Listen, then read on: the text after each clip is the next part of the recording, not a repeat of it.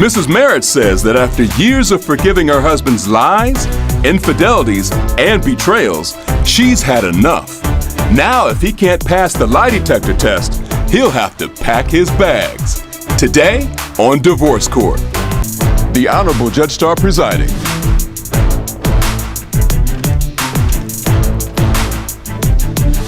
Hello, everyone. You may be seated. Your Honor, the case of Merritt v. Merritt. Thank you so very much, Mrs. Merritt. Mr. Merritt, welcome to Divorce Court, and thank you very much for trusting us with your relationship today. Before we get into this emotional case, make sure you hit that like button and subscribe. If you've done that, let's go straight into the video. Today. Speaking of that relationship, I understand you all have been together for 10 years. You have lived together on and off, except you've been separated for the past couple of months, even though you've been married for the last 4 years. There are adult children on both sides of the marriage, but no children together. Am I correct, Mrs. Merritt? Correct. Ms. Merritt, why are we in court today? I'm here because I need a divorce from my husband like today. He's a cheater. He throw a lot of red flags, and he's irresponsible with money. So, and if he failed a lie detector test today, he's going to sign these divorce papers, and he will not get these keys no more because he don't belong there. Oh, so you brought props to court. Mm-hmm. It's called divorce papers and keys. Keys that I'm keeping, divorce papers I'm serving. Am Definitely. I correct? Okay, Mr. Merritt, you heard what your wife said. What do you say, sir? Well, I think, I know. I love my wife, and I'm here to save my marriage. We done been to counseling twice, and I think if it continues, it could be saved. So you actually have recognized that there have been some problems in the marriage. You've gone through marital counseling. Yes, ma'am. But you still end up here in divorce court. Why don't you take me back, Miss Merritt? I'd like to go back to a time where everything was much happier. Tell me about how you all met and then what got us to this point. Okay. I met Luke. I moved from New York down to North Carolina, and I didn't know nobody. So I went on his site, and Luke was the first one to hit me up. So a dating site? A dating site. Okay, yes, all right. I'm sorry, a dating site. And Luke hit me up, and he asked me out on a date, and I said, yeah. And we went out on a date, and I enjoyed my date with him. I enjoyed the talk, and we went on plenty more dates. Okay. To the point we started, we lived together on and off for 6 months. Okay. So between them 6 months, it was great because he was dependable, he was reliable, he was good to my kids. It was great until, later on in the relationship, I just started seeing things change up. And before we get to how it changed, Mr. Merritt, you wine dined and showed up and did everything you were supposed to. Yes. Why did you present yourself in that way, sir? I guess to show her that I could do it. I could take care of her. I mean, I bought her clothes, shoes, jewelry, car first. So you were being player in the beginning of the relationship now. You can say that. Yeah, you can say that. All right. After 10 years together and 4 years of marriage, Amelia has reached her breaking point. She says the marriage has been weighed down by infidelity, financial irresponsibility, and a relationship that lost its intimacy. Meanwhile, Luke isn't ready to give up. He says he's been going to counseling and wants another chance, hoping he can save what they once had. Right. So, needless to say, she had a, quote, level of expectation of what life with you would be like, I would assume. Would you agree with me on that, Miss Merritt? Yeah. Okay. So now, what made the relationship get rocky? it's because we are having trouble in the bedroom. He can't get it up. I'm not trying to put you, but it is what it is. That's why you know we're what? here. Listen, the couple of things that go on in a marriage that can erode it right away: finances and lack of intimacy. Yeah. What makes you think that there's some dysfunction there, Mrs. Merritt? Because, okay, I'm gonna give you an example.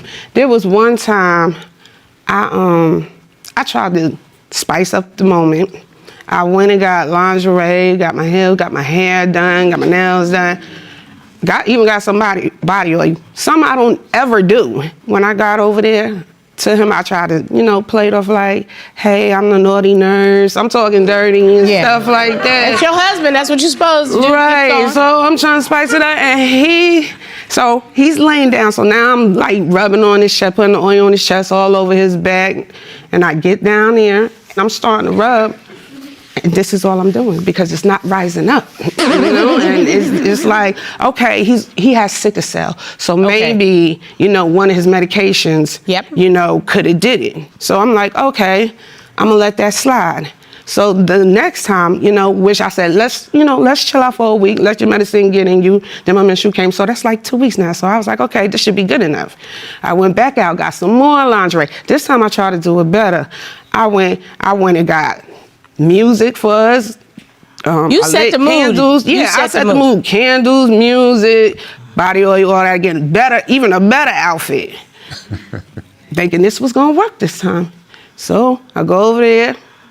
Now he's laying down. I straddle him, and try to see if that was gonna work. Okay, I ain't getting nothing there. So I was like, okay, let me go further. So I put the oil on him. I'm kissing on his neck, kissing all on his chest, kissing all the way down. There's nothing going on. Nothing. It's not waking up.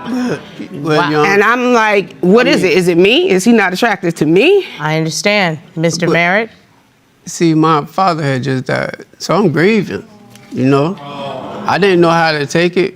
I mean, what Mr. do Merritt, I do? And Lord knows I am so sad to hear about you losing your parent. It's the worst feeling, for yes, it is. It is. And so my sympathies are with you. I have to imagine your wife would have had her sympathies with you also. Did you share what you were going through, that you were in a grieving process? Did you all have that conversation, sir? No. One of the saddest parts of this story is that both of them seem to be carrying pain, but in very different ways. Amelia felt rejected because their physical connection disappeared, while Luke explained that losing his father left him emotionally numb and disconnected. Grief can change a person, but when it's left unspoken, the other partner often mistakes that silence for a lack of love. Can a marriage survive when one partner is grieving while the other is feeling abandoned? How do you know the difference between someone who is struggling and someone who has simply stopped trying? You didn't tell her that you were going through the grieving process? No, he didn't. He didn't tell. He barely hardly tells me anything. He keeps everything to himself. Miss Merritt, I want to hear him answer me. I'm a quiet person. I don't talk that much. I'm humble, patient, or whatever. I mean, if I do talk, not that much. This is a conversation that any reasonable person would have. You would say, I just lost my dad. Yeah. I was very close. Babe, I just need some time to get through this. That's true, but see, I was in a dark place. I didn't know how to feel. I mean, here I am with my kids or whatever, my kids don't know how to feel about their granddad. I don't know how to feel about my daddy. I mean, what do I do?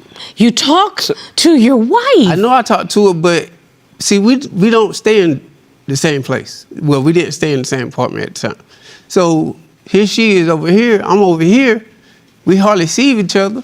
So, I mean. So the dynamic was really a bad dynamic, quite frankly. It is, and it just seemed like it keeps becoming bad and badder. Like, I suspect him of cheating. One day. Yeah, well, I mean, not knowing that he's going through a grieving process, not living in the same house, and not getting a reaction when you are working really hard at intimacy would make me wonder, if he's not getting it here, where's he getting it? Exactly. Okay. So, what made you suspicious? Okay, so he was in the shower one day, and I was like, my gut kept saying, go on his phone, go on his phone. So I goes in his phone. This man is talking to a female. So it seemed like some of the message was deleted. So I went into his recent deleted folder. I get in there. Not only is that message in there, but he also has a penis picture he sent to somebody else. So if he can get hard for a picture, why he can't get hard for me? And I have the evidence for that. Did we have the evidence? Yes, I have the evidence. Okay, no, I was wondering what evidence we had. See, That was a bit much for me. I was like, it's too early in the morning for all that now. Oh, See? whoa. Yeah. I cannot unsee that. This is so. I cannot unsee that. This is why I feel Okay. I suspected. I think the grieving process has worked through itself. Can I see what the messages say and not, oh Lord, have mercy. Almost there, 3 minutes away. You downstairs or upstairs? Hey, I'm upstairs in apartment E. Yes, apartment E. He knew he was going over there. That's why. But he told me that he didn't go over there. He didn't cheat, and to stop nagging him. Told me to stop nagging him. Like, stop nagging you. But this is what I find in your phone. But I'm nagging. The case took a dramatic turn when Amelia revealed messages and explicit photos Luke had allegedly sent to other women. Even though he insisted he wanted to save the marriage, those discoveries made it much harder for his words to carry any weight. In the world? I didn't go to her house or nothing. I didn't cross the line. Are you telling me that that picture is true? You sent that picture. I sent the pictures, but ain't nothing happened. I didn't go over there.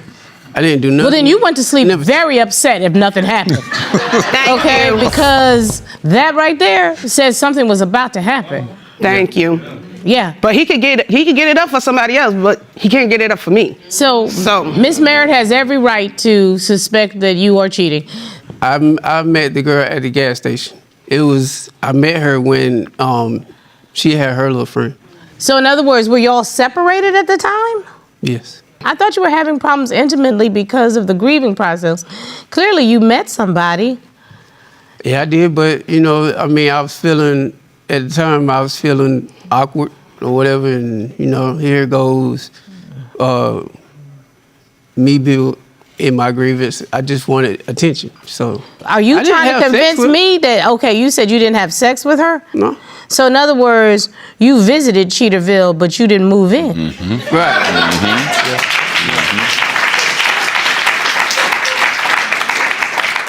This ain't the only. There's more? There's more. He was sick with COVID one time. Now, COVID got bad for him. He had to go to the hospital. While he's in the hospital, he has an extra phone sitting right there on a dresser. So another gut feeling told me, yeah, your gut feelings be working. Because there's so much suspicion. I opened up the phone. I'm strolling. It's like he was on it for like hours on a porn site. Then this man is on Twitter with big booty girls. Yes, he got dating sites. One girl asked him, "You got a girlfriend?" He said, "No." Of course he ain't got no girlfriend because he got a wife. You know what I'm saying? I use that for entertainment. That's why I asked for this divorce, because I use that for entertainment. I was bored, Definitely. And the only way to put this to rest is with the polygraph examination. Am I correct, Ms. Merritt? Mr. Merritt, you willingly submitted to a polygraph examination performed by my expert, John Yarbrough, a certified polygraph examiner. Yeah. Corey, please ask the witness to join us. Yes, ma'am.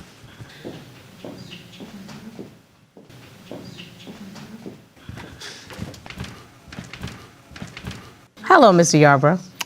Good day, Your Honor. So, Mr. Yarbrough, I want to thank you for joining us today and to say to the jury that Mr. Yarbrough has been here on numerous occasions because of his background in public and private polygraph expertise. This court has found him to be a reliable expert to administer them for divorce court. I asked you to put 3 questions to him, Mr. Yarbrough. Am I correct? That is correct, Your Honor. Question number 1. We asked Mr. Merritt, since being married to Mrs. Merritt, did you have sexual contact with any of those women that you sent explicit photos to? That is correct. What was Mr. Merritt's answer? He answered no. And what did the test results indicate? The polygraph examination results indicated he was being truthful to that question. Thank you. Thank you. No deception noted. Mr. Yarbrough, we asked Mr. Merritt, since being married to Mrs. Merritt, have you ever met in person with any of those women that you messaged through those dating apps? That is correct. What was Mr. Merritt's answer? He answered no. What did the test results indicate? The polygraph examination indicated there was no deception to that question either. He was being truthful. All right. You got it. And Mr. You got Yarbrough, it. finally, since being married to Mrs. Merritt, have you had sexual contact with anyone that your wife is not aware of? That is correct. What was Mr. Merritt's answer? His answer was no. And what did the test results indicate? The polygraph examination results indicated he was not being truthful to that I question. knew you was a liar. I knew you was a liar. It's why you're not coming home. You're not getting these keys. So, Mr. Yarbrough, I really thank you very much for uncovering what we're going to have to have I knew more you conversation about. Thank you, Thank sir. you, Your Honor. Then came the polygraph test.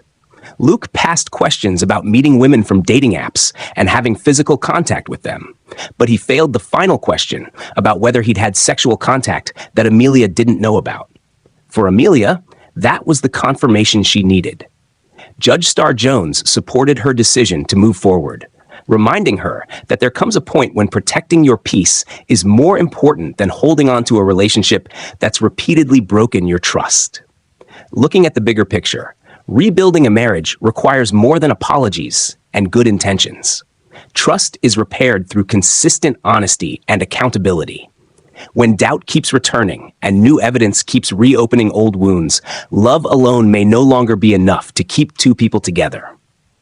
Sometimes, moving on isn't giving up. It's accepting a reality that neither person can change.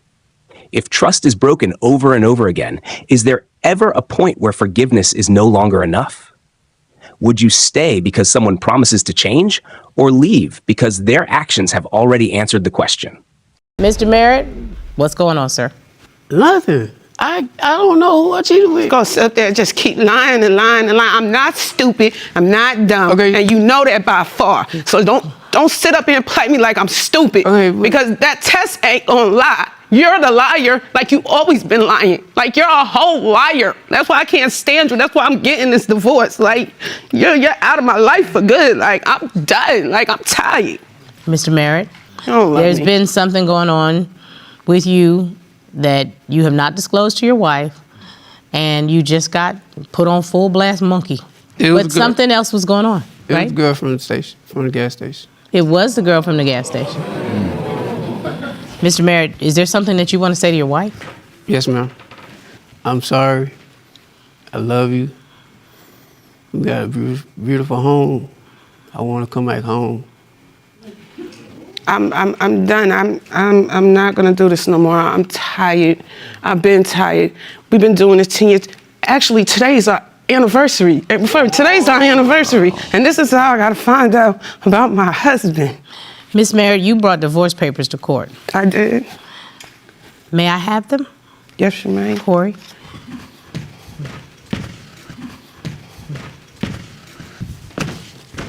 Thank you very much. Please. And you thought you was gonna get these keys back? You thought your home? I love you. Your home is not a home no more, sweetheart. Go bank on finding another home to make home. Miss Merritt, would you like me to serve them? Yes. Serve the papers, Corey. Yes, ma'am.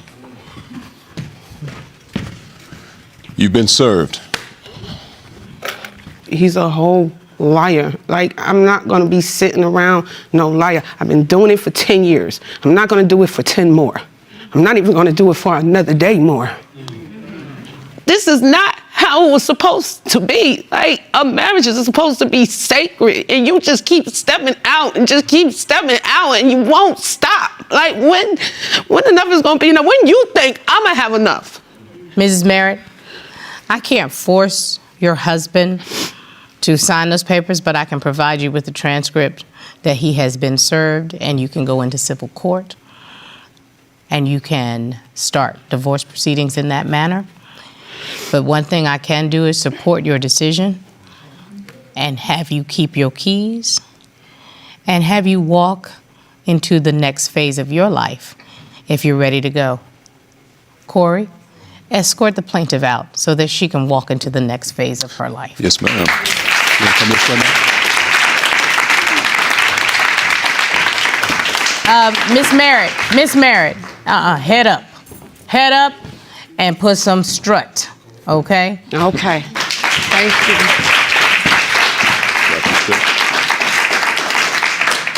you. You blew the best thing that ever happened to you. This case is done, as is your marriage.